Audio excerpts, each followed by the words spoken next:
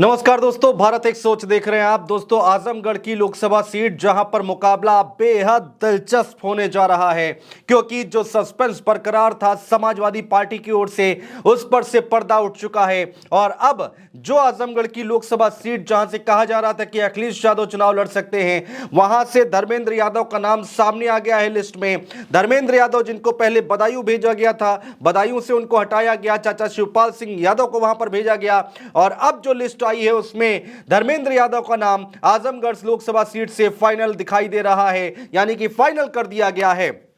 तो इस सीट को वापस पाने के लिए उपचुनाव हार गई थी समाजवादी पार्टी, और इस सीट को वापस पाने की कोशिश में है समाजवादी पार्टी।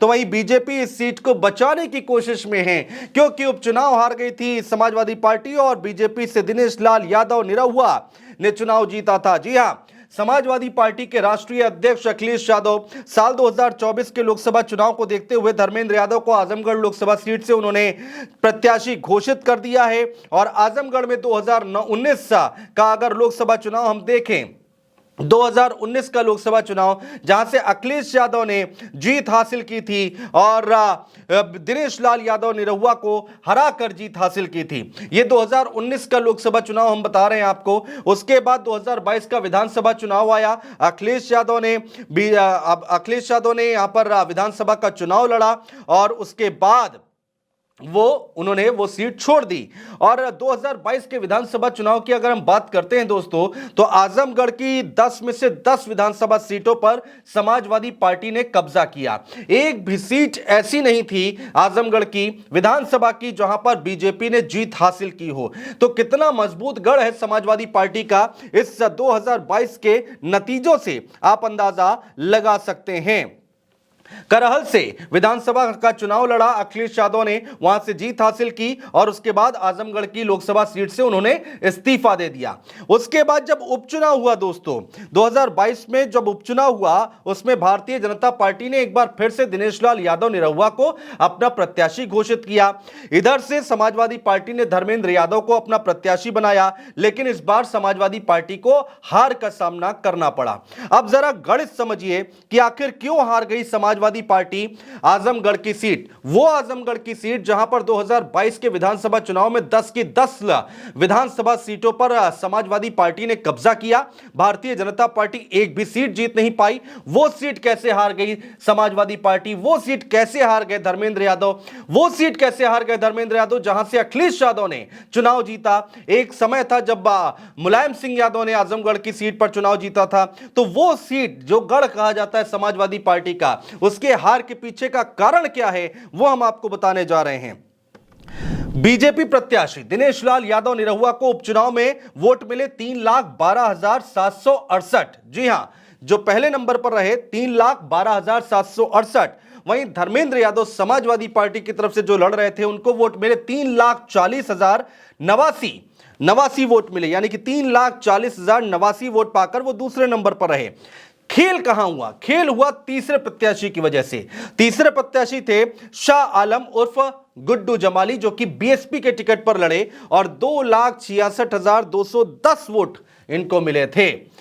और जो जीत हार का अंतर रहा, धर्मेंद्र यादव और दिनेश लाल यादव की जीत हार का जो अंतर रहा, वो रहा 8,679 वोटों का। मात्र 8,679 वोटों से धर्मेंद्र यादव ये चुनाव हार गए। तो बीएसपी के टिकट पर चुनाव लड़ने वाले गुड्डू जमाली ने समाजवादी पार्टी के मुस्लिम वोटर्स में बड़ी सेंधमारी की, और जिस वजह से समाजवादी पार्टी के जीत के बहुत करीब पहुंचकर भी हार गई। दोस्तों, धर्मेंद्र यादव बहुत करीब पहुंच गए थे और 8,000-8,500 वोटों से वो हार गए। और गुड्डू जमाली उनकी हार की मुख्य वजह बना, जो कि 2 लाख से ज्यादा उनके पास वोट गए और जो मुस्लिम वोटर्स थे वो गुड्डू जमाली की तरफ चले गए। और इस बात को समाजवादी पार्टी बखूबी जानती थी कि अगर गुड्डू जमाली इस बार भी सामने होते हैं या फिर मुकाबला त्रिकोणीय होता है, तो समाजवादी पार्टी के लिए एक बार फिर से मुश्किलें खड़ी हो सकती हैं। इस वजह से समाजवादी पार्टी ने गुड्डू जमाली को, शाह आलम उर्फ गुड्डू जमाली को अपने साथ शामिल कर लिया, उन्हें विधान परिषद का सदस्य बना दिया है। तो यानी कि अब पावर डबल हो गई है। एक समाजवादी पार्टी का खुद का जनाधार, दूसरा गुड्डू जमाली के चेहरे पर जो 2 लाख से ज्यादा वोट आए, जो मुस्लिम वोट आए, वो दोनों एक होते दिखाई दे रहे हैं। तो यहां पर समाजवादी पार्टी के लिए, धर्मेंद्र यादव के लिए राह आसान होती दिखाई दे रही है। दिनेश लाल यादव निरहुआ के लिए बल्कि ये लड़ाई बहुत कठिन होने जा रही है आजमगढ़ की, जहां पर दोबारा से एक बार फिर से उपचुनाव के बाद एक बार फिर से दिनेश लाल यादव को यहां पर प्रत्याशी बनाया भारतीय जनता पार्टी ने। अब सवाल उठता है दोस्तों कि बहुजन समाज पार्टी की रणनीति यहां पर क्या होगी। बीएसपी की तरफ से किसको प्रत्याशी बनाया जाएगा, बीएसपी किसको मैदान में उतार सकती है। गुड्डू जमाली तो चले गए समाजवादी पार्टी में, अब वो तो बीएसपी की तरफ से चुनाव लड़ेंगे नहीं। तो सवाल ये उठता है कि आजमगढ़ लोकसभा सीट पर बीएसपी यानी कि मायावती की रणनीति क्या होने जा रही है। तो समाजवादी पार्टी धर्मेंद्र यादव को इस बार पूरी तैयारी के साथ मैदान में उतार चुकी है।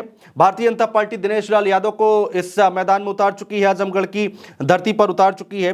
बीएसपी प्रत्याशी के मैदान में आने के बाद आजमगढ़ की लोकसभा सीट का चुनावी जो तस्वीर होगी वो पूरी तरह से साफ होगी। उसके बाद फिर आकलन लगाए जाएंगे कि क्या इस बार फिर से मायावती कोई खेल करने जा रही हैं, क्या कोई मुस्लिम प्रत्याशी उतारती हैं क्या, या फिर किसको मौका देती हैं, किसको टिकट देती है, आने वाला वक्त बताएगा। लेकिन बहुत कुछ निर्भर करता है, बहुत कुछ टिका है मायावती के प्रत्याशी पर, मायावती पर, कि वो आजमगढ़ लोकसभा सीट पर किसको प्रत्याशी बनाती हैं। उसके बाद कुछ कहा जा सकता है दोस्तों, उसके बाद फिर राजनीतिक पंडित जो हैं वो आकलन करना शुरू कर देंगे। बहुत शुक्रिया दोस्तों।